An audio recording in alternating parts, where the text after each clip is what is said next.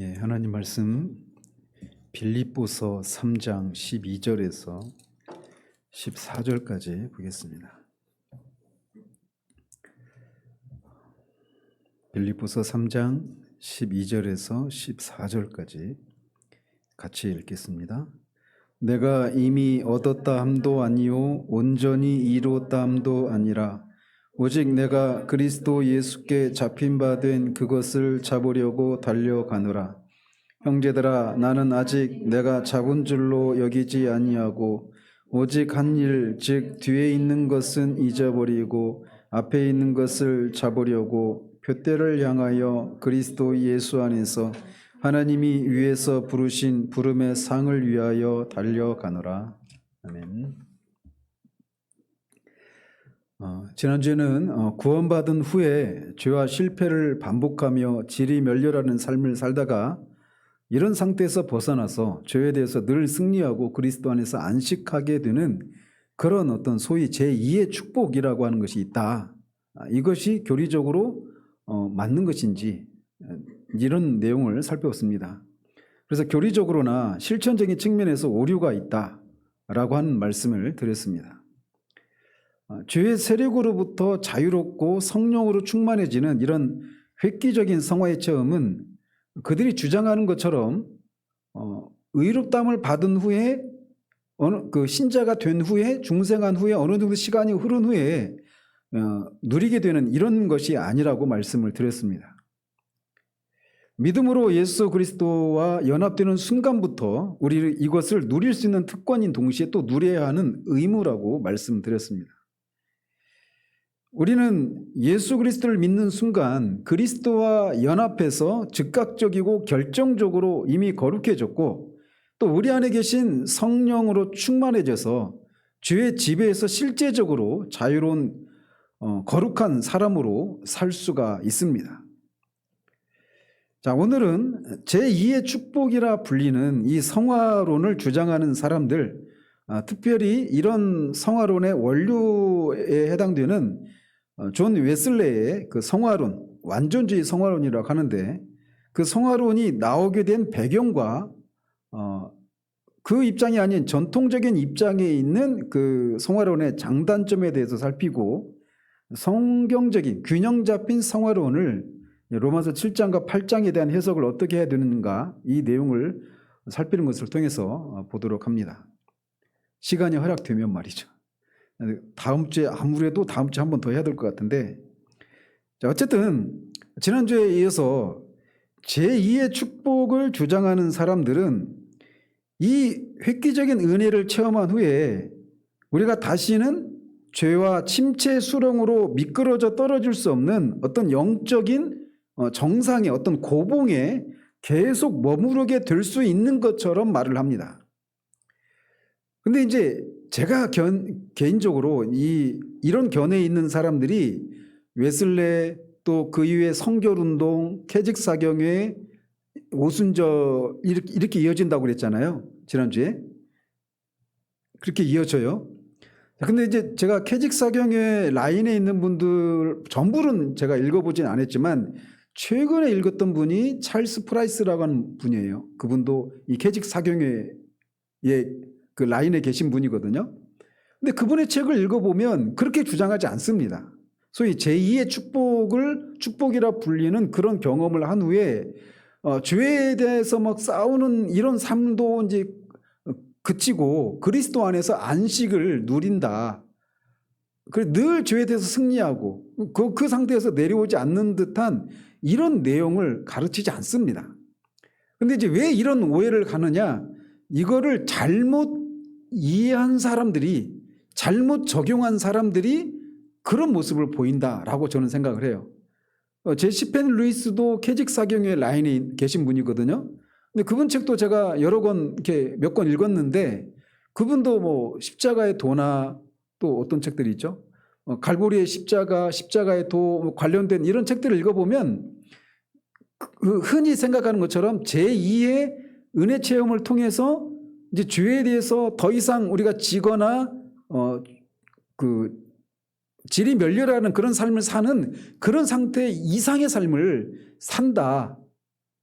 그리고 그리스도 안에서 늘 안식을 누리면서 어떤 싸움이나 갈등이나 이런 것이 없이 그렇게 산다, 이렇게 말하지 않아요. 근데 이제 그분들을 잘못 오해한 사람들이 그런 모습들을 보여서 흔히들 그렇게 생각한단 말이에요. 그래서 여러분들이 어떤 내용을 판단할 때는 여러분이 뭐 저 같은 사람을 통해서 간접적으로 그렇게 말하더라, 이런 견해를 가지지 마시고 여러분이 직접 접해서 정말 그들이 그러한가, 그런 내용을 살피는 이런 태도들이 필요합니다. 자, 그런데 어쨌든 그들이 말하는 견해들을 따르면 마치 영 단번에 약함과 패배와 탄식의 삶이 능력과 승리와 기쁨의 삶으로 바뀌게 될 것 같이 그렇게 말을 합니다.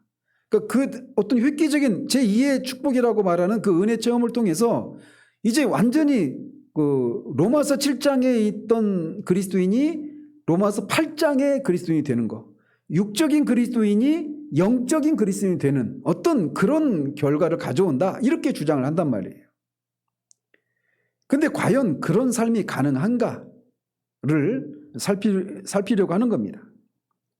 결론적으로 말씀을 드리면 전통적인 입장은 그런 견해에 대해서 매우 부정적인 입장에 있습니다. 그래서 칼빈주의 3대 신학자 중에 한 분이라고 할 수 있는 벤자민 어필드 같은 분은 이 제2의 축복을 통해서 이제 어떤 완전한 성화의 단계로 들어갈 수 있는 이런 거를 주장하는 사람에 대해서, 그런 주장에 대해서 그것은 완전주의의 오류를 범하는 것이라고 비판을 합니다. 그래서 워필드의 말대로 칼빈은 그런 주장을 철저히 배격을 했습니다. 그래서 칼빈에게 있어서 이 땅 위에서의 신자의 삶은 어떤 획기적인 은혜 체험을 통해서 어떤 죄와 싸우고 갈등하고 씨름하고 막 이런 것이 없는 그런 단계로 들어가는 그런 신앙생활, 이런 건 아니라고 얘기를 하는 거예요.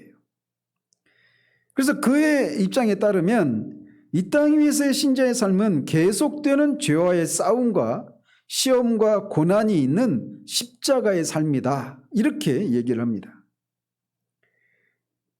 그래서 기독교 강요에서도 거듭난 자 안에도 연기가 피어오르는 탄재와 같은 악이 남아있어서 끊임없이 그를 죄 짓도록 유혹하고 자극한다, 이렇게 얘기를 해요. 신자는 죄의 세력으로부터, 죄의 집으로부터 구원하는 성령의 은혜를 받았지만 그는 결코 죄에 대해서 완전한 승리와 모든 약함으로부터 자유를 누리는 그런 단계, 이 단계에 이를 수는 없다, 이렇게 얘기를 합니다. 오히려 신자의 삶은 불완전과 허물로 점철되어 있기에 매일 하나님의 용서의 은혜와 긍휼을 의지할 수밖에 없다, 이렇게 얘기해요. 신자들은 결코 육신의 거짓된 소욕에 전혀 치우치지 않을 정도로 완전하게 하나님께 순종하지 못한다. 그러므로 신자의 최선의 행위도 여전히 죄의 자국으로 얼룩져 있으며 흔들리지 않는 확고한 믿음에도 의심이 자리 잡고 있다. 최고의 선 안에도 죄의 흔적이 있는 거예요. 어떤 큰 확신 가운데도 의심의 빛이 조금이라도 있단 말이죠. 그래서 이 생의 가장 탁월한 최상의 상태마저도 오직 하나의 과정에 불과할 따름이다, 이렇게 얘기하고 있어요. 그러니까 그런 최상의 상태라고 생각했던 것도 여전히 어떤 또 다른 정상에 올라가는 과정에 불과하다는 것이죠. 그래서 제2의 축복을 경험하면 더 이상 내려올 것이 없는 어떤, 그리고 내려오지 않는 영적인 그런 정상에 머무르게 되는 그 상태를 계속 유지하는 이런 이런 주장은 성경적이지 않다, 이런 입장인 거예요. 그래서 이런 칼빈의 가르침을 따라서 칼빈주의 신앙 고백서들은 성화의 불완전성을 크게 부각시키고 있습니다. 그래서 웨스트민스터 신앙 고백서나 또 하이델베르크 요리문답이나 이런 걸 보면 성화에 대해서 그런 입장이 있어요. 그래서 웨스트민스터 대요리문답 149문답에도 이런 내용을 말하고 있습니다. 그래서 신자는 십계명을 이제 웨스트민스터 대요리문답에서 십계명을 강해를 하면서 신자는 이 십계명을 철저히 지키는 삶을 살아야 한다 이렇게 얘기를 해요. 맞습니까? 틀립니까? 맞잖아요. 그러면서 그렇게 강조하고는 마치 그것을 깡그리 부인하기라도 하듯이 149문답에서는 이렇게 말을 합니다. 자신의 힘으로나 이생에서 받은 어떤 은혜로도 하나님의 계명들을 완전하게 지킬 수 있는 이는 아무도 없으며 우리 모두는 매일 생각과 말과 행동으로 이것을 범할 뿐이다. 이렇게 결론을 내려요. 이거를 철저하게 완전하게 지켜야 된다 이렇게 말하면서도 결론은 이거를 완전하게 그렇게 지킬 수 있는 사람은 없다 이렇게 말하고 있어요. 그래서 앞에서는 철저히 지켜야 된다고 말하고 뒤에서는 지킬 수가 없다 이렇게 얘기하고 있는 거예요. 마찬가지로 우리가 이번 주에 살피게 될 하이델베르크 요리문답 114문답에서도 똑같은 사상을 얘기합니다. 이 생에서는 가장 거룩한 사람일지라도 이 순종의 미미한 시작만을 했을 뿐이다. 십계명을 이제 113문답까지 해서 우리가 그 10가지 계명을 다 살폈잖아요. 이제 오늘 이제 이번 주에 이제 114문답 할 텐데 거기서 그렇게 얘기한단 말이에요. 자, 이런 표현은 성화에 대해서 매우 긍정적인 입장입니까? 부정적인 입장입니까? 부정적인 입장이 있죠. 그래서 매우 부정적이고 회의적인 것처럼 들려요. 그래서 자연히 많은 어떤 의문이나 또는 반론을 불러일으키는 결론이란 말이에요. 그래서 개혁주의 조직신학자인 안토니 후크마, 이 안토니 후크마의 개혁주의 인간론, 구원론 하나 뭐더라? 그 세 가지 책이 있는데 인간론, 구원론, 기독론 아닌데 제가 지금 갑자기 생각이 안 나네요. 아무튼 이거는 꼭 여러분이 꼭 읽으시길 바래요. 아무튼 안토니 후크마는 이분도 이제 개혁주의 입장에 있는 분이란 말이에요. 근데 이분은 하이델베르크 요리문답의 이 표현 방식에 대해서 불만을 토로합니다. 그러면서 이렇게 반문을 합니다. 만약 가장 거룩한 사람마저도 다만 순종의 작은 시작밖에 할 수 없다면 어떻게 신자가 자신에 대해서 부정적인 자아상을 갖지 않을 수 있겠는가? 이렇게 반문합니다. 자, 이 반문이 합리적입니까? 아닙니까? 합리적이죠. 타당한 그런 질문이에요. 그래서 후크마의 지적대로 이런 신조의 진술에 의하면 거룩함의 성취도와 죄로부터의 구원에 대한 기대치가 너무 낮다는 인상을 피할 수가 없습니다. 또 아무리 힘써도 지키지 못할 것이다 이렇게 얘기하고 있잖아요. 자, 이렇게 지키지 못할 것을 애써서 지키려고 노력할 필요가 꼭 있겠느냐 이런 마음을 불러일으키죠. 그래서 여기서 더 나아가서 그 서문학교의 김성수 목사라는 분은 신자는 이 땅에서 거룩함을 이루는 우리의 힘으로 거룩함을 이루는 것은 불가능하다까지 얘기를 합니다. 그래서 그분은 아주 심하게 얘기하죠. 순교자의 그 죽음을 개죽음이라고 얘기합니다. 아무런 의미가 없다라는 거예요. 하나님을 기쁘시게 해드리려고 하는 이런 삶은 살 수가 없다라는 것이죠. 이 타락한 인간 본성에서 나오는 자기 의의를 쌓는 그런 것에 불과하다 이렇게 얘기해요. 그래서 이런 견해는 교육 심리학적으로도 매우 부정적인 영향을 끼칠 수밖에 없는 거죠. 반드시 지켜야 된다? 그런데 그거를 완전히 지킬 수 있는 사람은 아무도 없다.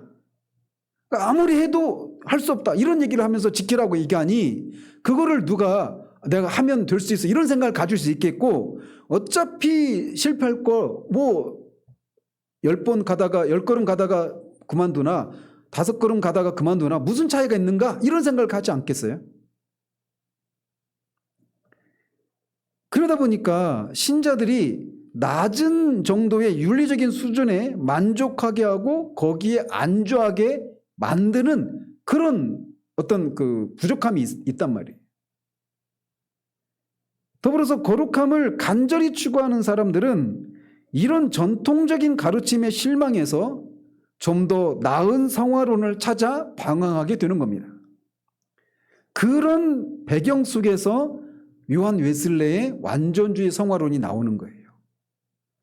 그러니까 전통적인 칼빈이 말하는 전통적인 성화론의 입장에 따르면 그런 성화론을 완전주의 성화론에 빗대서 상대적인 개념으로 불완전 성화론 이렇게 얘기를 하는 겁니다. 불완전한 성화는 이룰 수밖에 없다 이렇게 얘기하는 거예요.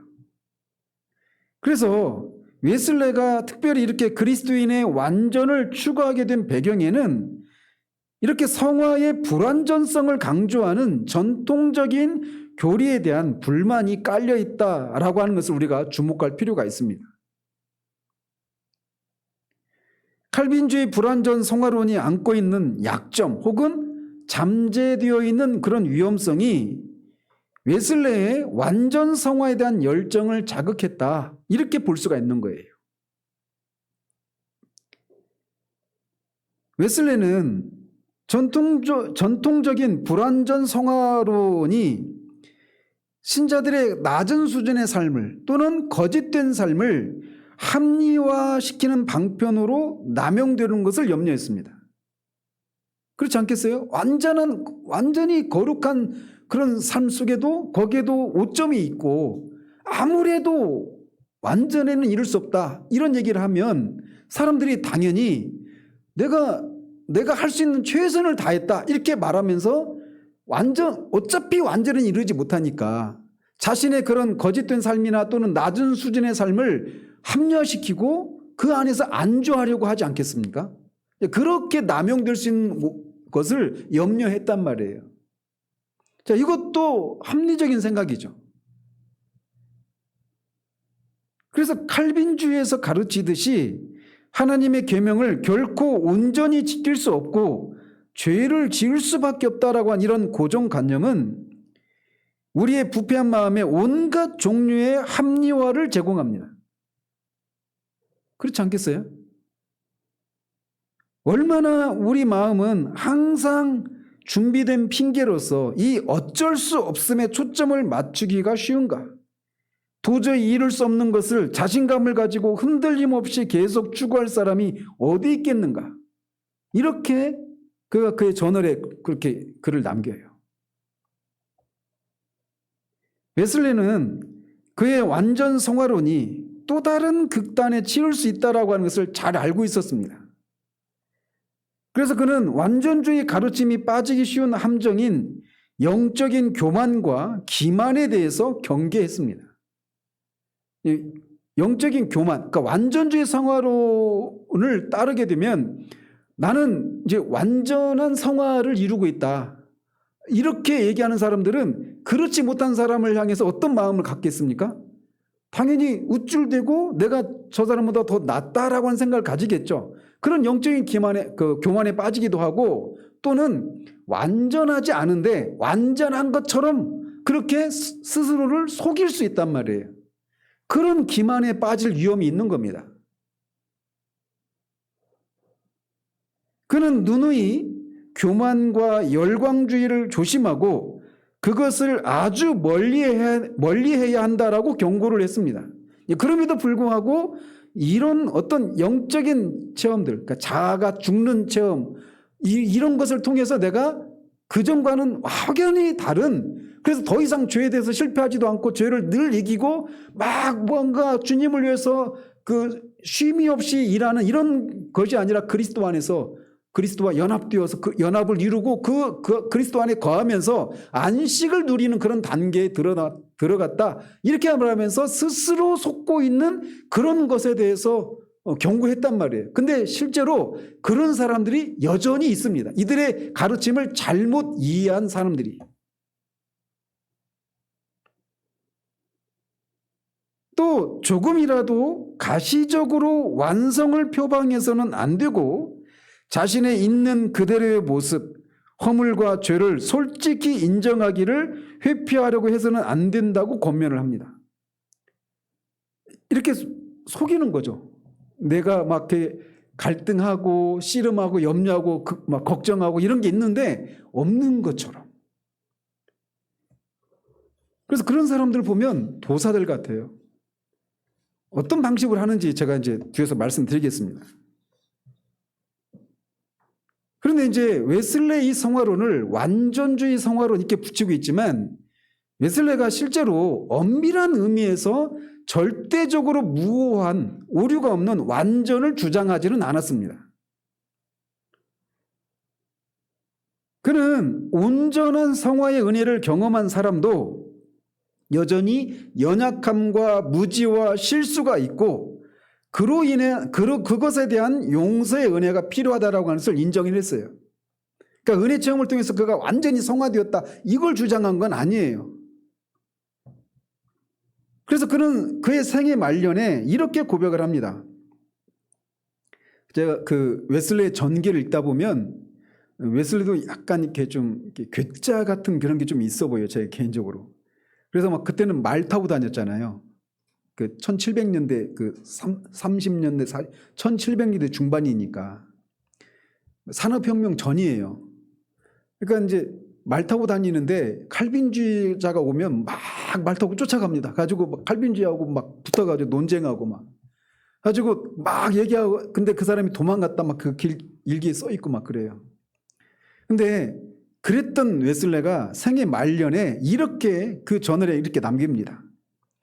나는 내가 완전하지 않다는 것을 온 세상에 말해왔다. 나는 내가 묘사한 성품에 아직도 달하지 못했다. 이렇게 완전주의 성화론이라고 붙여진 그걸 주장하고 가능했다라고 말했던 웨슬레가 이렇게 남겨요. 마지막에. 그러면서 웨슬레는 웨슬리예요. 그러니까 제가 웨슬레 뭐죠? 그 커피 회사 있죠.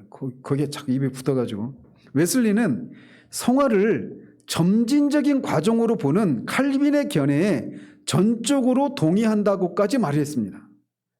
젊은 날에는 그렇게 말 타고 가면서 칼빈주의 만나면 막 이렇게 논쟁까지 했던 웨슬리가 그렇게 고백을 해요.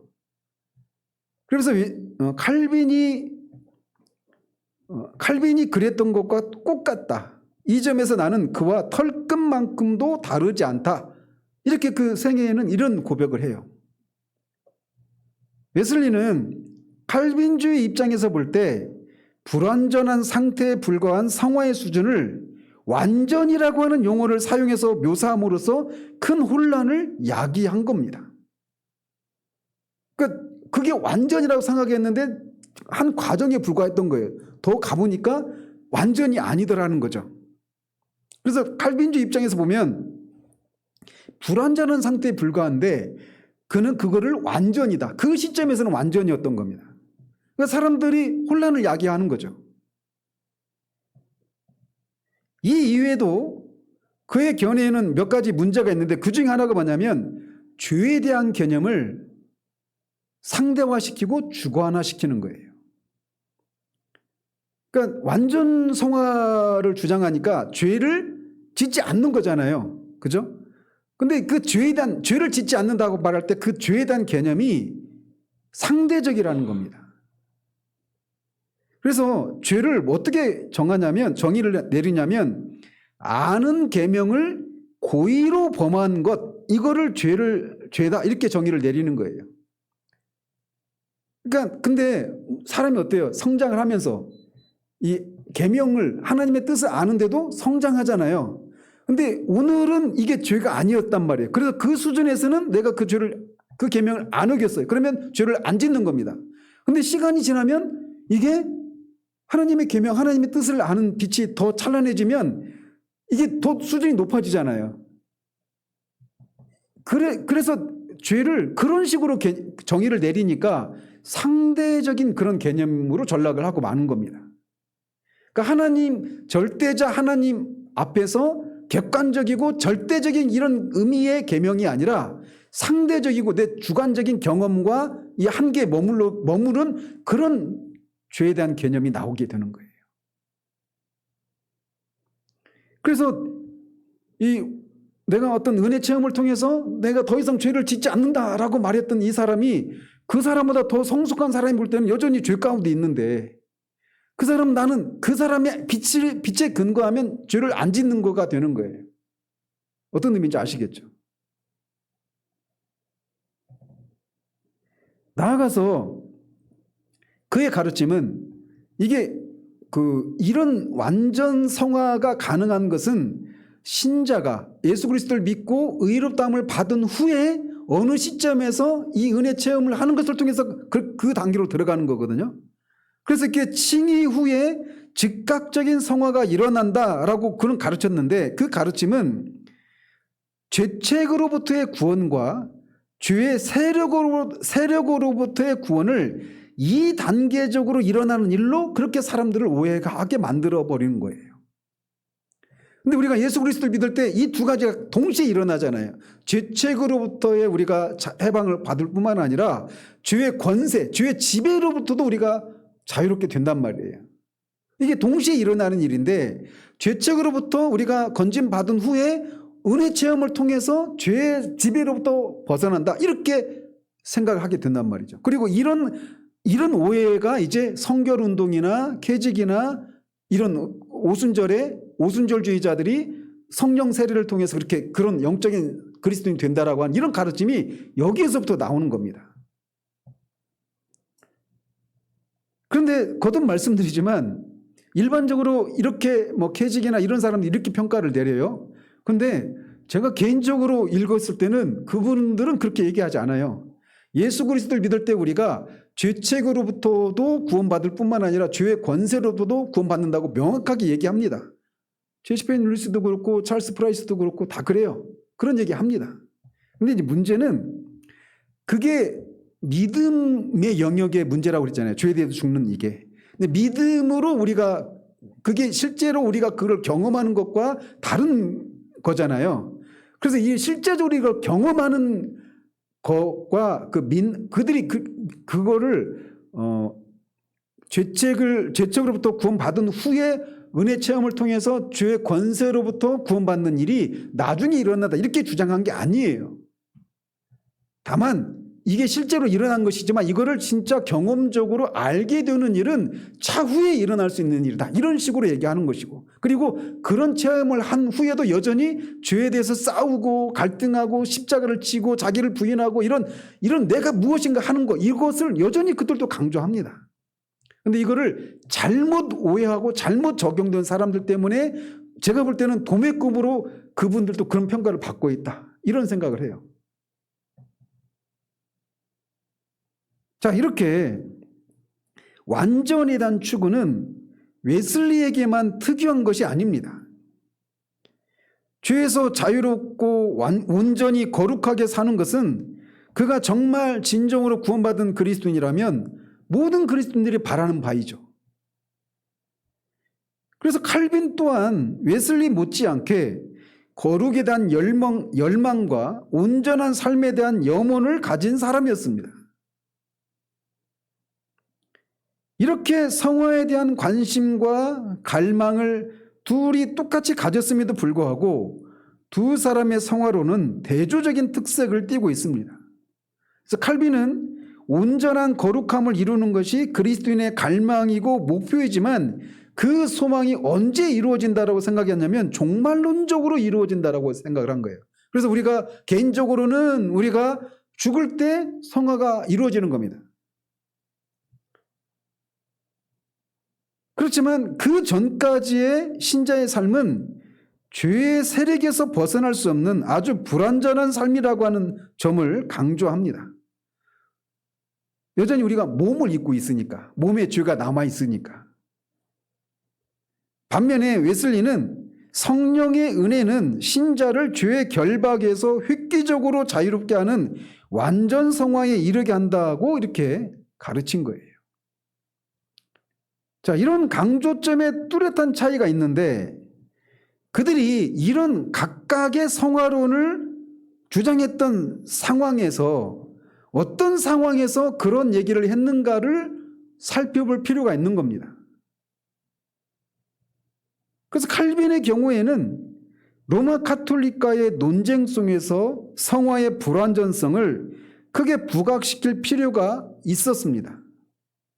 성화의 불완전함, 이거를 부각시킬 필요가 있었던 거예요. 그 당시 그가 있었던 그 상황, 로마 카톨릭과의 그 논쟁 속에 있었잖아요.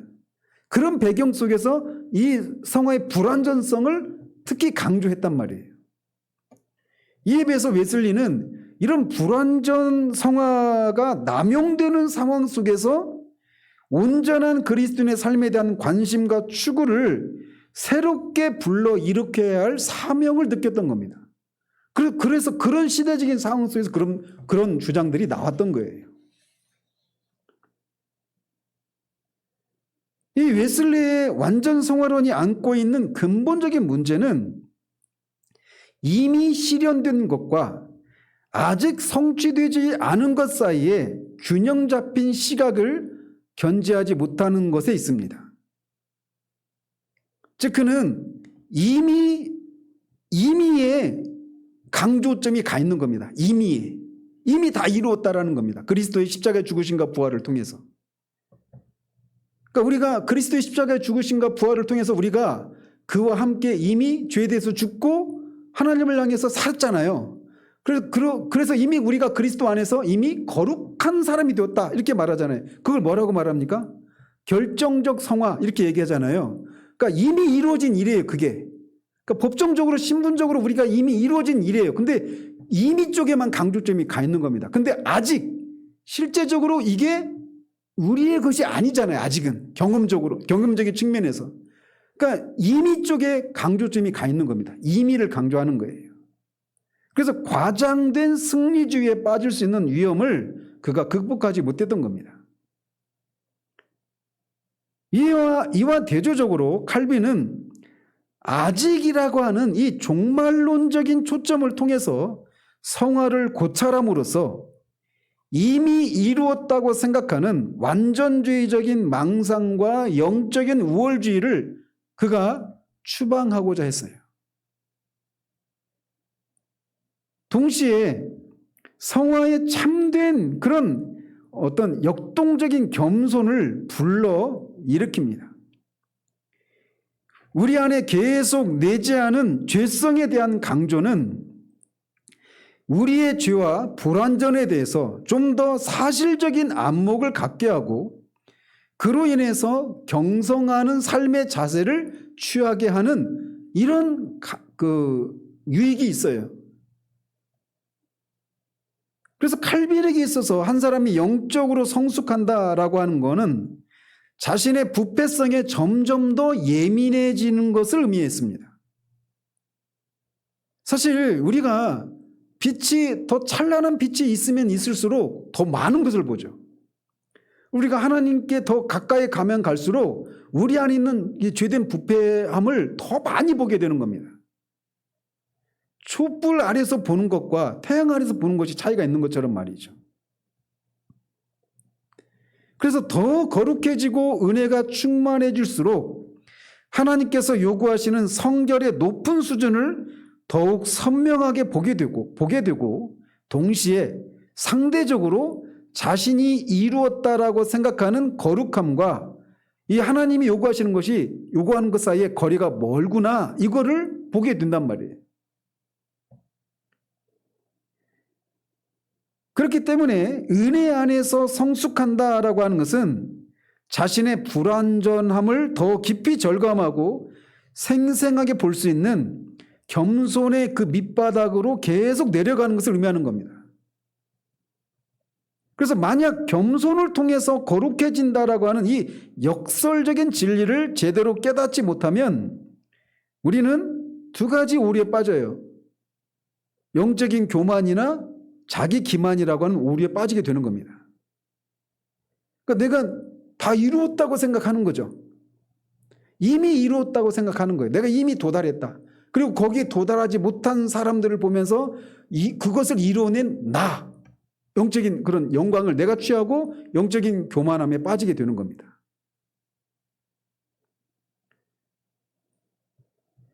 그런데 이 아직의 측면, 즉 신자 안에 남아있는 죄성과 불완전함의 역점을 둔 이 칼빈의 가르침이 종종 그가 어떤 문맥 속에서 그거를 강조했는지를 이해하지 못하고 칼빈의 이런 본래 의도와는 달리 성화에 대해서 굉장히 부정적이고 염세적이고 패배주의적인 그런 생각을 가지는 사람들이 있어요.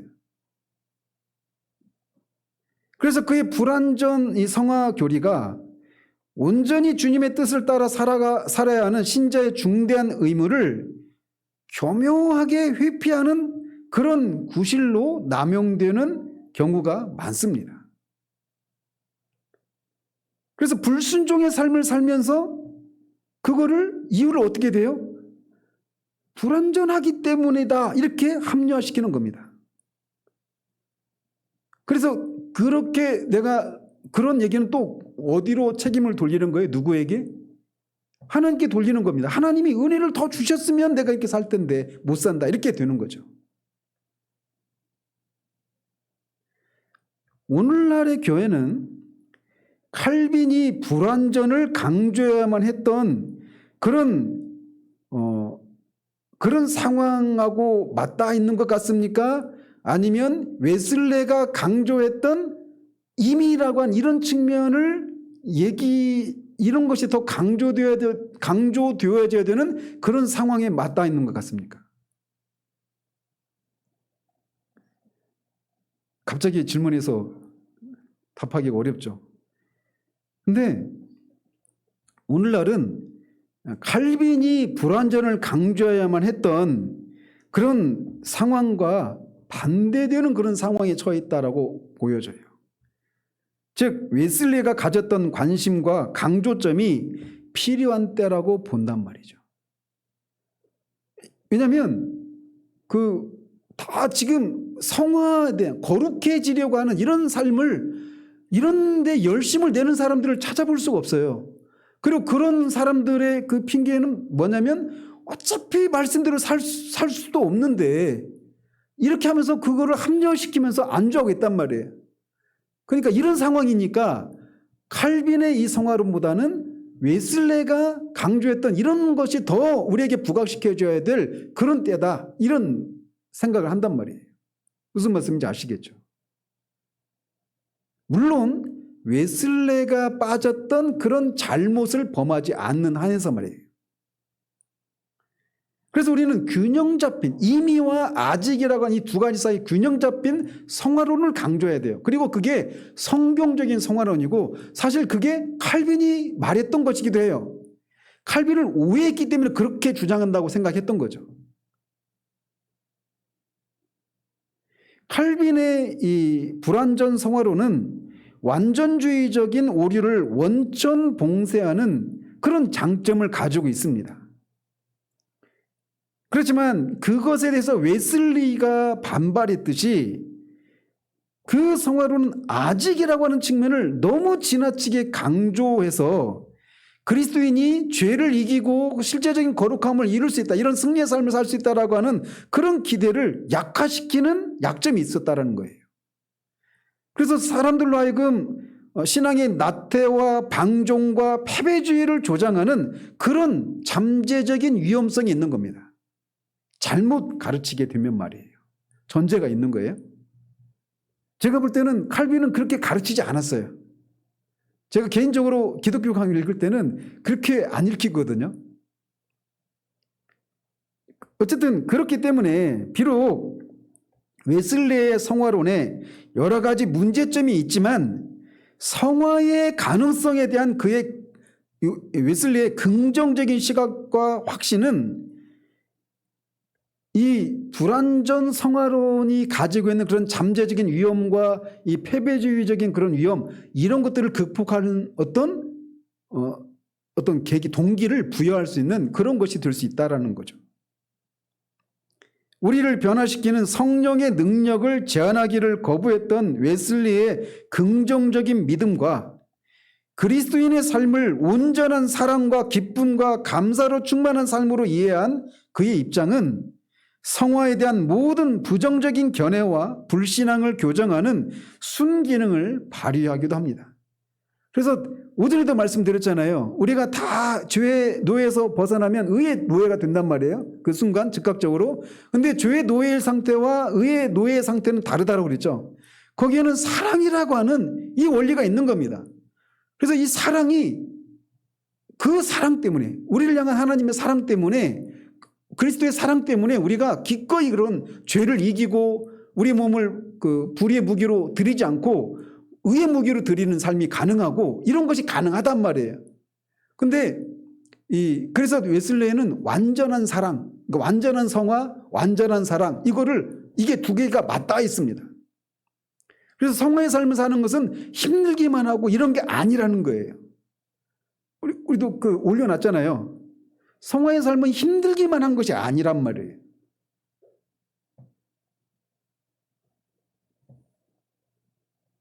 전통적인 교회가 성령 안의 승리와 역동적인 성화에 대한 믿음을 잃고 있는 한 이런 웨슬리의 도전을 통해서 우리 신앙의 불완전과 완전, 임의와 아직 사이에 균형을 회복하는 노력이 절실하게 요구되고 있다.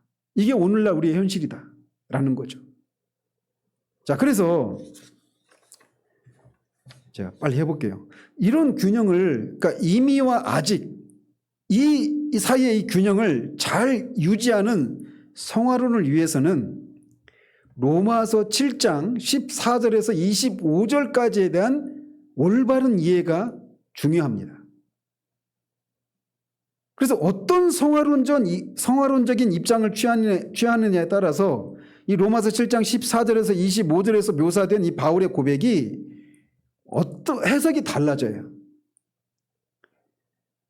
그래서 이 불완전주의와 완전주의 해석이 서로 완전히 극명하게 대조를 이룹니다. 그래서 칼빈의 경우에는 이 로마서 7장 14절에서 25절까지의 이 경험을 불신자의 경험으로 볼까요? 거듭난 자의 경험으로 볼까요? 거듭난 자의 경험으로 봅니다. 그래서 여기에 묘사된 내적인 갈등을 하지 않습니까? 그러면서 그 내적인 갈등을 신자의 죄성과 불완전함의 확실한 증거로 바라보고 있습니다. 그래서 구원을 바라는 부르짖음, 누가 이 사망의 몸에서 나를 건져내랴, 이런 부르짖음, 죄의 억압과 실패로부터 오는 신음과 고뇌는 아직도의 상태에 있는 신자의 어쩔 수 없는 탄식으로 그렇게 보는 겁니다. 그래서 신자들은 비록 자신들의 이 비참함의 생각을 몰두하지 말고 이미 받은 은혜의 마음을 둠으로써 그들의 슬픔에 기쁨이 가미되도록 해야 하지만 이 땅 위에 사는 동안에는 이 비참한 상태를 완전히 벗어날 수 없다라는 것이 그의 입장이에요. 그런 의미에서 어떤 신자도 이 생에서 로마서 7장을 졸업할 수 없다라는 거죠. 오전에 말했던 것이 바로 이런 맥락이에요. 이에 비해서 칼빈과는 대조적으로 웨슬리는 이 로마서 7장의 이 본문은 거듭나지 않은 자의 상태와 경험을 묘사한 것으로 봤습니다. 거기서 바울 사도가 의도하고 있는 것은 거듭나지 않은 자가 자신의 힘으로 율법을 지키려고 하는 노력이 헛되고 무익하다라고 하는 것을 밝히고 있다, 이렇게 보는 겁니다. 그렇게 죄의 결박에 매여서 비참한 상태 가운데 있는 사람을 어떻게 거듭난 그리스도인으로 볼 수 있느냐, 이게 웨슬리의 입장인 거예요. 이런 해석상의 이 대립은 칼빈과 웨슬리 사이에만 존재하는 것이 아니라 교회사 속에서 계속 이 두 가지 견해 사이에 대립이 있어요. 그래서 칼빈이 전통적인 입장을 대변한다면 웨슬리는 그 반대 입장을 대변하는 인물 이렇게 얘기를 합니다. 그래서 칼빈의 전통에 서 있는 사람들은 여러분이 많이 들어보셨던 어거스틴, 조나단 에드워즈, 찰스 스펄전, 그리고 대부분의 청교도 목사님들, 신학자들, 찰스 하치, 존 머레이, 존 스터트, 제임스 패커, 제임스 던 이런 분들 다 어때 이분들 다 개혁주의 청교도 라인에 서 있는 분들이죠. 근데 웨슬리와 같은 입장을 취하는 사람들도 있는데 찰스 피니, 그다음에 이제 찰스 피니와 개혁주의 신학자인 안토니 후쿠마도 이런 입장이 있어요. 그러니까 이런 입장을 가지고 뭐 개혁주의는 아니다 이렇게 또 얘기하기가 쉽지 않죠. 헤르만 리델보스도 개혁주의 신학자입니다. 막스 터너 이런 분들 여러분이 못 들어보셨겠지만 여러분 다 그 유명하신 그 개혁주의 신학자들이에요.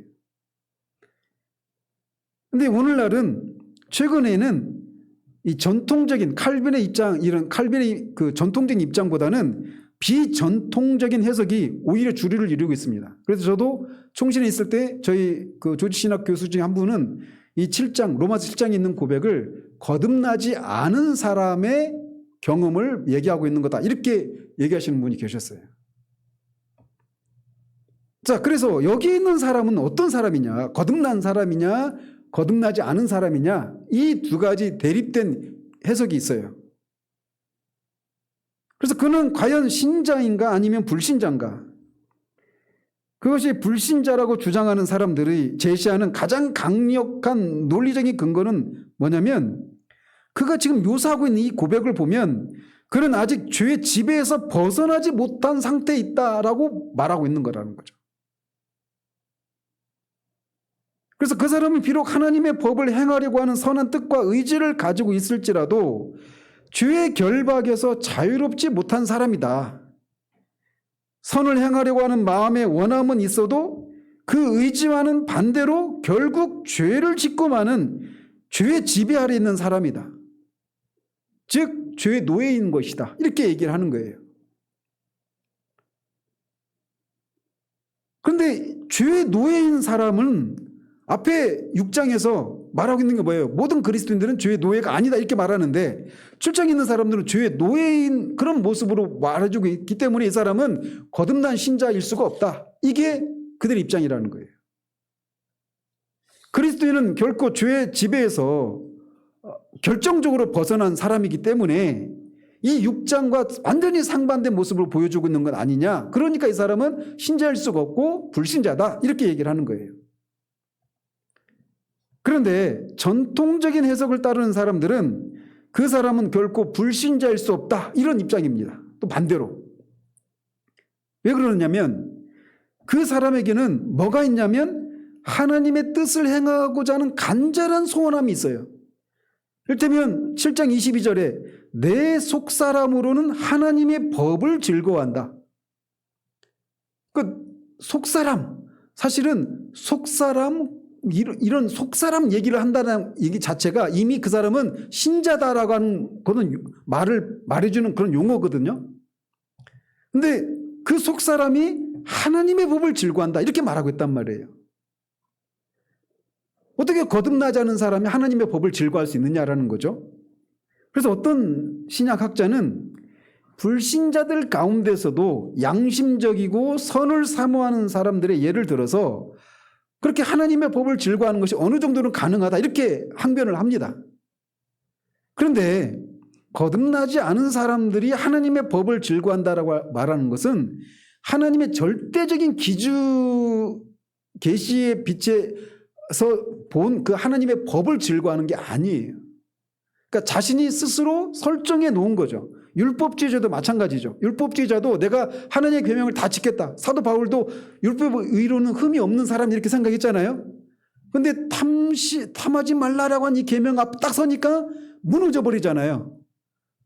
그런 것처럼 거듭나지 않은 사람은 결코 하나님의 법을 본질적으로 좋아할 수가 없다라는 거죠.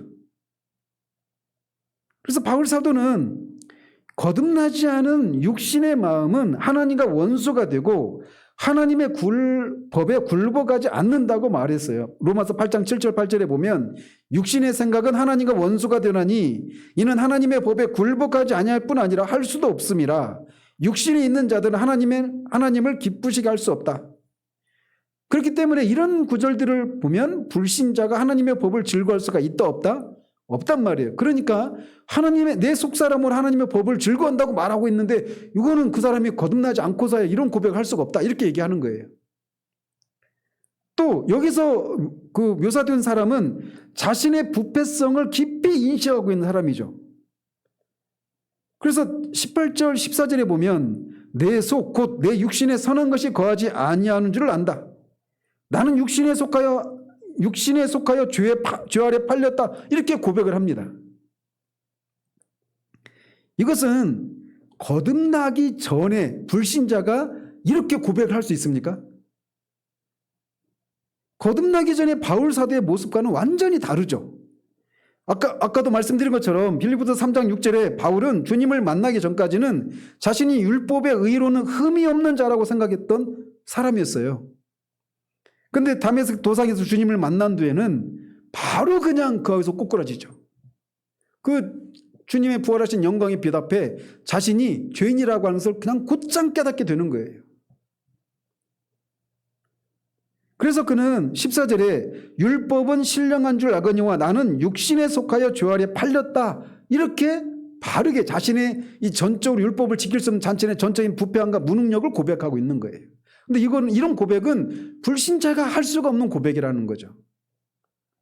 자, 이런 이유 때문에 하나님의 속사람으로 하나님의 법을 즐거워하고 이렇게 자신의 그런 전적인 무능력과 부패함을 고백하고 있다라고 하는 이런 이유 때문에 여기서 묘사되고 있는 사람은 불신자라고 볼 수가 없다라고 하는 것이 전통적인 입장이에요. 저도 그런 입장입니다. 미리 말씀드리면 궁금해할까 봐. 자, 그런데 여기에 묘사되고 있는 사람을 정상적인 그리스도인으로 정상적인 그리스도인으로 보기도 어렵죠. 그렇잖아요. 하나님을 순종하고 그 법을 따르고자 하는 것은 오직 마음의 일뿐이고 실제적으로는 그게 불가능한 일인가 이런 생각을 가지게 되는 거예요. 또 죄에 대한 승리의 가능성이 이렇게 희박한가? 이것이 그리스도인의 삶의 전부라고 할 수 있는가? 그리스도인의 삶이란 마음으로는 간절히 원하지만 그대로 살지 못하는 좌절을 끊임없이 맛보고 살 수밖에 없는 이렇게 곤고하고 비참한 삶이란 말인가?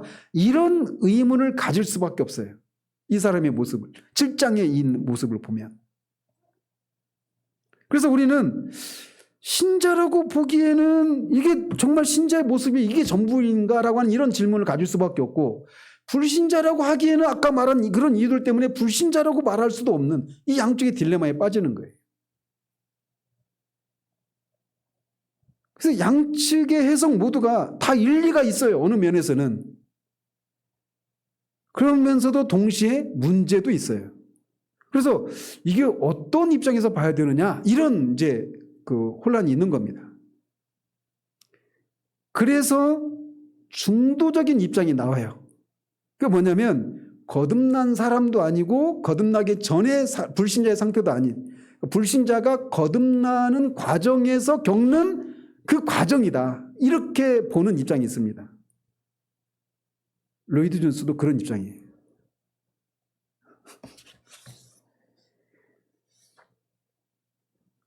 이런 중도적인 입장이 있어요. 그래서 이 신자도 아니고 불신자도 아닌. 그 또 하나의 입장이 뭐냐면 이제 제2의 축복을 말하는 사람들 입장입니다. 그래서 특별히 캐직 사경회에서 유행했던 그런 견해인데, 말씀드린 것처럼 제2의 축복과 밀접한 관련이 있어요. 그래서 그런 견해에 따르면 여기서 나오고 있는 이 모습은 거듭난 자의 경험을 묘사하고 있는 것이다. 불신자가 아니라. 거기까지는 전통적인 입장과 같아요. 그러면서 정상적인 그리스도인의 모습은 또 아니다. 그리스도인이긴 하지만 정상적인 그리스도인의 모습은 아니다. 그럼 뭐냐? 미성숙한 그리스도인의 모습을 묘사하고 있는 거다. 즉 육적인 그리스도인의 상태를 말하는 것이다 라는 겁니다. 개직사경에서는 이런 입장이 있죠. 그래서 많은 그리스도인들이 거기에서 묘사된 것처럼 죄의 지배에서 벗어나지 못하고 실패와 좌절과 신음이 계속되는 곤고한 삶을 살고 있는 모습을 지금 그려주고 있다는 거예요. 그런데 그런 상황에서 제2의 축복은 이렇게 실패가 거듭되는 무력한 삶이 승리와 기쁨으로 가득한 풍성한 삶으로 전환되게 만든다 라고 말하면서 제2의 축복이 나오는 겁니다. 그래서 그 제2의 축복은 로마서 7장에서 8장으로 전환되는 체험이다 이렇게 말하고 있는 셈이 되는 거예요. 자, 그러니까 이런 가르침이 어떻게 들리겠습니까? 이렇게 막 거룩하게 살려고 하지만 계속 실패하고 있는, 육장에서는 분명히 우리가 죄의 집에서 벗어났다고 말하는데 실천적인 측면에서는 죄의 집에서 벗어나지 못하고 있는, 그래서 24절에서 말하고 있는 것처럼 오라 나는 곤고한 자로다 이 사망의 몸에서 누가 나를 건져내랴 라고 이런 탄식을 쏟아낼 수밖에 없는 그런 상황 가운데 있는 사람에게 이 제2의 축복은 어떻게 되겠습니까? 이 교리는 완전히 신받다죠. 유력하죠. 이거다 싶죠. 자, 그런데 이 땅 위에 사는 동안 로마서 7장에 묘사된 이런 내적 갈등의 상태에서 완전히 벗어날 수가 있는지가 의문이다라는 거죠. 그래서 알렉산더 히트라고 하는 목사님도 그의 교인들에게 이렇게 자주 얘기했다고 합니다. 자신이 그들의 목사인 한 그들은 로마서 7장은 결코 졸업할 수 없다 이렇게 얘기했다는 거예요. 자, 그러면 이 7장에 있는 사람을 어떻게 해석해야 되느냐? 이 두 가지 견해가 있고 중도적인 입장이 있고 제2의 축복의 이 관점에서 이렇게 보는 이 네 가지 입장이 있는데 이 난해한 구절을 어떻게 해석해야 되느냐? 그 해석의 열쇠가 뭐냐면 로마서 7장을 로마서 7장만 따로 떼서 볼 것이 아니라 8장과의 긴밀한 관계 속에서 이걸 봐야 한다는 거죠. 로마서 7장만을 분리시켜서 거기에 묘사된 상태가 거듭나기 전인지 후인지를 따지는 것은 그 자체가 적절하지 못한 질문이라는 거예요. 그래서 로마서 7장에서는 여기에 묘사된 모습도 신자가 경험하는 한 면입니다. 그리고 다른 한 면인 로마서 8장도 신자가 경험하는 또 다른 면이라는 거죠.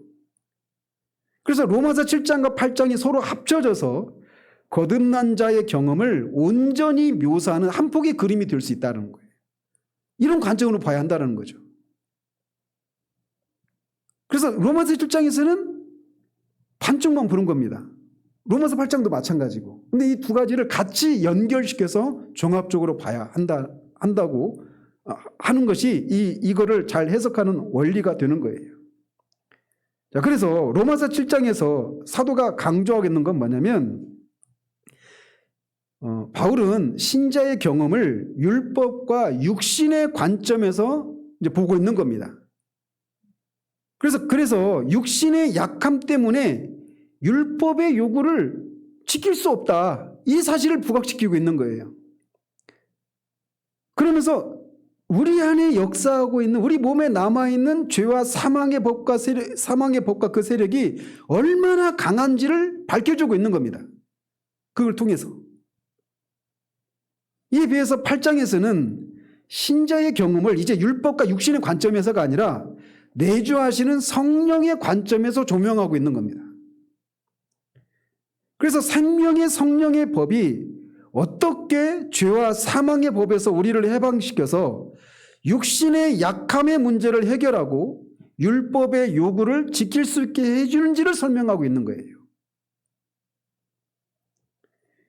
이렇게 이중적인 관점에서 신자의 경험을 고찰하는 것을 통해서 우리를 죄의 지배와 율법의 저주에서 자유롭게 하시는 그리스도와 성령의 은혜가 얼마나 풍성하고 강력한 것을 더 효과적으로 부각시키고 있는 거라는 거죠. 어때? 이게 더 바른 해석이지 않습니까? 자, 이런 접근을 통해서 로마서 7장과 8장은 우리에게 꼭 있어야 할 두 가지 깨달음과 확신을 제공해 주는 겁니다. 우리가 반드시 붙들고 있어야 될 두 가지 깨달음과 확신이 있는데, 하나는 뭐냐면 7장을 통해서 우리에게 말해주는 게 뭘까요? 이것을 통해서 우리의 육신의 힘으로는 율법의 요구를 이루어드릴 수가 없다라고 하는 사실을 우리가 붙들고 있어야 되는 거예요. 자, 6장에서는 우리가 죄에 대해서 죽고 하나님을 향해 살았으니까 어떻게 하라고 권면합니까? 우리 지체를 불의의 무기로 죄에게 드리지 말고 의의 무기로 하나님께 드려라, 이렇게 얘기하잖아요. 그게 맞잖아요. 우리가 그런 상태 가운데 있으니까. 근데 그 일을 할 때 우리 육신의 힘으로 그런 일을 하려고 하면 필패다라는 거예요. 왜냐하면 우리 안에 있는 이 죄의 법, 이 사망의 법이 엄청나게 강력하고 우리 육신은 너무 약하다라는 거예요. 그래서 율법의 요구를 육신의 약함으로 이루어드릴 수가 없는 겁니다. 동시에 그래서 이 한 가지를 깨달아야 되는 거예요. 이 한 가지를. 그리고 또 하나는 로마서 8장은 비록 이렇게 우리는 약하지만 우리 안에 내주하시는 성령으로 말미암아서 우리가 넉넉히 승리할 수 있다, 이런 확신을 갖게 해주는 효과인 겁니다. 그래서 우리 신앙생활에 이 두 가지 확신, 이것이 항상 공존해야 되는 거예요. 우리 육신의 힘으로는 율법의 요구를 이루어드릴 수 없다. 왜? 죄와 사망의 법이 너무 강력하니까. 그래서 이 법, 이게 마치 중력처럼 늘 중력은 어느 곳에 가도 중력은 똑같이 작동하잖아요. 그죠? 이 중력이 작동하지 않게 할 수 있는 법이 뭐예요? 이거 제가 내려놓는 순간 어떻게 떨어지잖아요. 중력 때문에. 근데 이게 떨어지지 않게 할 수 있는 방법이 뭐예요? 제가 붙들고 있고 받치고 있거나 그러면 되잖아요. 그죠? 이게 성령의 법이라는 거예요. 죄와 사망의 법이라고 말하잖아요. 법. 그러니까 법이니까 항상 늘 그렇게 작동하는 겁니다. 우리가 그래서 아무리 거룩해지고 아무리 성화를 이루었어도 여전히 죄와 사망의 법을 우리 육신의 힘으로는 이길 수 없다. 우리 육신으로는 율법의 요구를 이룰 수 없다. 이게 언제나 적용되는 것이라고 하는 것을 늘 기억해야 됩니다. 그러니까 내가 큰 은혜 체험을 했으면 이제 죄에 대해서 이기고 이런 것이 수월해질 것이라 생각해서는 안 되는 거예요. 근데 마치 제2의 축복을 주장하는 사람들은 그런 은혜 체험을 통해서 내가 이제 그렇게 될 수 있는 것처럼, 그리고 그렇게 하고 있는 것처럼 스스로를 속이거나 그 수준을 낮춰버리는 그런 기만에 빠져 있단 말이에요. 그래서 우리가 첫 번째로는 그거를 7장에서 얘기하고 있는 그 사실을 우리가 붙들고 있어야 되는 겁니다. 로마서 강의 다 끝나버렸네요. 그리고 8장에서는 이렇게 그럼에도 불구하고, 우리 이 연약함에도 불구하고 우리 안에 계시는 생명의 성령의 법이 이 죄와 사망의 법보다 크고 강력하기 때문에 우리로 하여금 죄를 넉넉히 이길 수 있도록 하신다라는 거예요. 내 힘만 의지하면 쓰러질 수밖에 없다는 자신의 철저한 무력함에 대한 인식과 더불어 빌립보서 4장 13절에서 말하고 있는 것처럼 내게 능력 주시는 자 안에서 내가 모든 것을 할 수 있다라고 하는 이 믿음의 확신, 그 믿음의 그 확신할 때 그 대상이 뭐냐면 그리스도와 내가 연합을 이루고 있다라고 하는 사실과 성령님이 우리 안에 내주하고 역사하고 계시다라고 하는 이것에 대한 믿음이에요. 그래서 성화는 믿음으로 이루는 겁니다. 그리고 그것을 가능하도록 하기 위해서 끊임없이 뭘 우리에게 상기시키고 부어주셔요? 하나님의 사랑. 하나님의 사랑을 우리에게 끊임없이 부어주셔서 그렇게 살 수 있도록 해주시는 거예요. 우리 신앙생활의 문제는 어느 한쪽의 확신이 결여된 데에서 기인하는 겁니다. 그러니까 결론적으로 말하면 어떤 사람은 자신의 약함을 뼈저리게 절감하기는 하지만 자신의 무력함만을 바라보고 우리에게 이김을 주시는 주님의 능력을 온전히 신뢰하지 못하기 때문에 실패해요.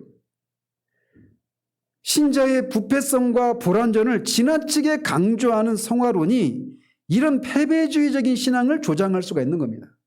그래서 김성수 목사 같은 분은 그런 쪽으로 가버린 거예요. 우리가 할 수 없다 쪽으로만.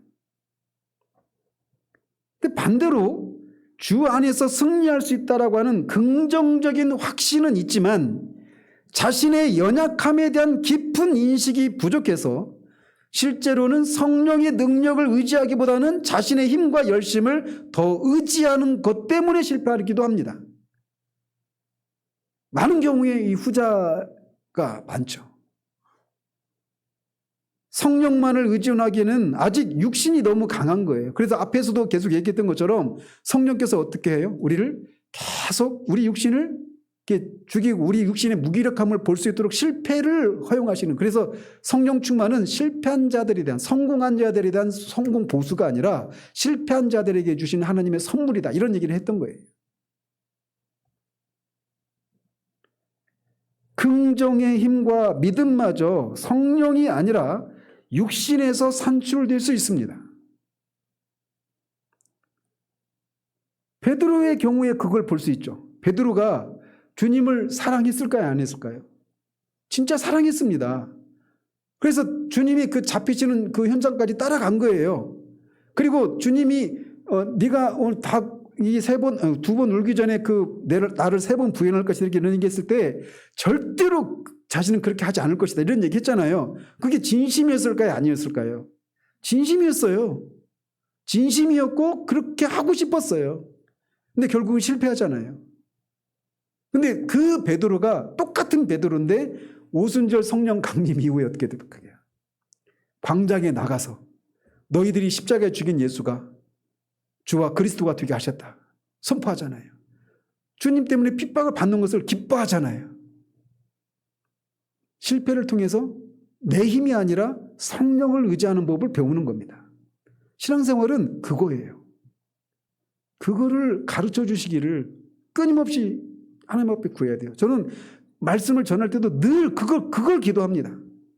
제 어떤 설득력이 있고 논리적인 그런 열정적인 그런 설교가 아니라 성령의 나타남과 능력을 통해서 하나님의 말씀이 선포되어서 어떤 열매가 나타나는 것, 그게 무엇인지를 알기를, 그것이 나타나기를, 말씀을 전할 때뿐만 아니라 우리가 모든 일을 행할 때 그것이 필요한 거예요.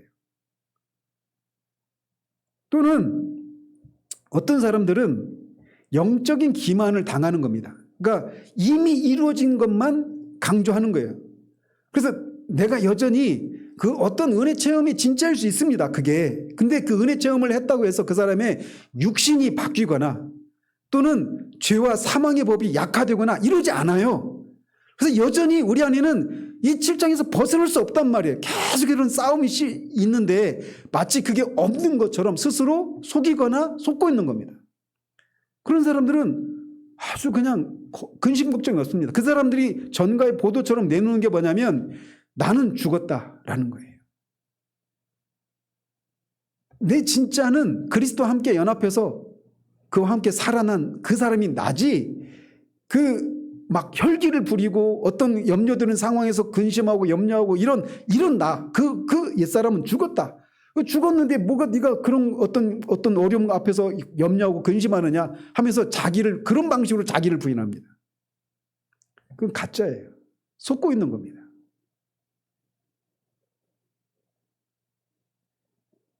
우리의 삶이 로마서 8장에 약속되고 있는 승리와 자유를 누리는 것보다 로마서 7장에서 묘사된 실패와 죄의 억압을 더 자주 체험하는 것은 우리에게 성령 충만의 은혜가 결핍되었다라고 하는 증거입니다. 우리들이 성령으로 충만하면 우리 안에는 죄의 세력과의 치열한 내적인 싸움은 계속되지만 죄와 사망의 권세를 넉넉히 이기는 생명의 성령의 능력, 곧 부활의 능력을 충만히 누리게 되는 거예요. 그러니까 사도는 어때요? 오늘 본문에 나오는 것처럼 내가 이미 얻었담도 아니요, 다 이뤘담도 아니요 라고 말하면서 계속해서 달려가는 삶을 살잖아요.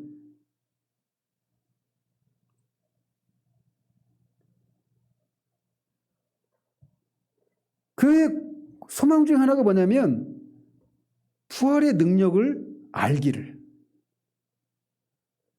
부활의 능력을 알기를. 그리고 고린도후서 4장 10절 12절에서 말하고 있는 것처럼 날마다 자기를 죽이고 성령을 의지한다는 얘기는 자기를 의지하지 않는 거거든요. 그러니까 자기를 부인하는 겁니다. 날마다 자기를 부인하고 성령의 능력을 힘입어서 그 삶을 성령의 소욕을 쫓아서 살아가는 거예요. 그럴 때 자연스럽게 승리하고 열매가 맺히는 거란 말이에요. 우리 삶 속에 오라 나는 곤고한 사람이로다라고 하는 탄식은 계속되지만 그 탄식이 절망으로 끝나는 것이 아니라 고린도전서 15장 57절에서 말하고 있는 것처럼 항상 우리에게 이김을 주시는 예수 그리스도로 말미암아 감사하리로다라고 하는 감탄과 찬송으로 이어지는 탄식인 거예요. 그러니까 은혜 체험을 통해서 이 탄식이 사라지는 게 아닙니다. 그래서 성령 충만한 삶에는 이 탄식과 감탄 또는 탄식과 탄성이 공존하는 거예요. 성령으로 충만하면 이 탄식이 없어질 것이라고 하는 잘못된 기대가 탄식거리예요. 그러니까 이게 속고 있는 겁니다. 오히려 이 탄식이 없을 때, 이 탄식이 없을 때 우리에게 탄성도 사라집니다. 이 공존하는 거란 말이에요. 우리는 더 이상 주님의 능력에 전적으로 의존하지도 않을 것이고 그 능력을 간절히 추구하지도 않을 것입니다. 그렇지 않겠어요? 이 탄식이 사라진다면 내가 한 번의 은혜 체험으로 이미 그런 경지에 도달했는데 그런 사람들이 막 그 하나님의 은혜를 구하고 기도하고 이런 삶을 살겠습니까?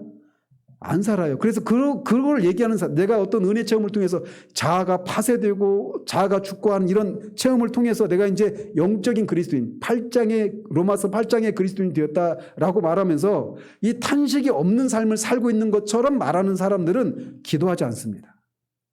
왜? 이미 이루어진 거니까 뭐만 있어요? 감사와 찬송만 있어요. 이거를 잘못 해석했기 때문에 그런 거예요. 물론 그들이 어떤 체험을 했을 수 있습니다. 그리고 그것이 그들의 성화를 촉진시켜주는 어떤 일을 할 수 있어요. 그러나 그것이 그 은혜 체험이 육신을 강하게 하거나 죄와 사망의 법을 약화시키는, 죽여버리는 이런 일이 일어나지 않는 거예요. 하나님의 방식은 뭐예요? 우리 옛사람을 죽이는 겁니다. 즉 우리 육신에 힘을 줘서 우리가 더 강력해지고 더 변화되고 이런 방식이 아니에요. 오히려 우리를 죽이고 우리가 그리스도로 말미암아 그리스도가 우리를 통해서 사시는 이런 삶을 살도록 하게 하신단 말이에요. 근데 이 용어도 잘 써야 돼요. 잘 이해를 하셔야 됩니다. 내가 사라지는 게 아닙니다. 성령의 소욕을 쫓아 살아야 될 존재는 누구예요? 내가 사라지는 게 아니에요. 근데 이 사람들은 내가 사라져 버렸습니다. 죽었다고. 그러니까 이 사람들은 죽은 사람이 칼로 찌른다고 아프다고 할 수도 없잖아요. 안 하잖아요. 그러니까 어떤 염려와 근심거리가 없습니다. 늘 웃고 근심이 없어요. 가짜 삶이에요. 뭐라고 포장을 하든지 말이죠. 결국 이 탄식을 감사의 찬양으로 바꾸는 주님의 놀라운 구원의 능력을 매일 누리지도 못할 것입니다. 죄의 비참으로부터 오는 탄식과 신음은 죄로부터의 해방에서 오는 감격과 기쁨을 한층 더 크게 합니다. 그리고 그것이 가능하게 한 것이 우리 안에 계신 그리스도와 성령의 능력이기 때문에 그런 삶을 살고 나서는 오직 주님께만 영광을 돌리는 거예요. 이 탄식이 늘 있으니까. 이 탄식이 우리 자신을 의지하지 않고 주님만을 바라보게 하고 주님의 능력만을 자랑하게 하는 겁니다. 그래서 성령이 충만해질수록 이 탄식이 사라지는 것이 아니라 오히려 역설적으로 이 탄식이 더 깊어지고 더 완전한 성화에 대한 갈망과 소망을 고조시킵니다. 그리고 이런 기대 속에 성령의 능력을 전적으로 의지할 때 더 큰 구원의 능력을 경험하게 되는 거예요. 그러면서 우리가 우리가 살아낼 수 없었던 삶을 살아내기 시작하는 겁니다. 그리고 이런 삶이 행동은 뭘 낳아요? 생각은 행동을 낳고 행동은 뭘 형성합니까? 습관을 형성하고 습관은 인격을 형성하는 거예요. 이런 것이 계속 습관화되면 그게 우리 인격이 되는 겁니다. 이런 삶을 살면서 성령의 열매가 자연스럽게 맺히게 되는 거예요.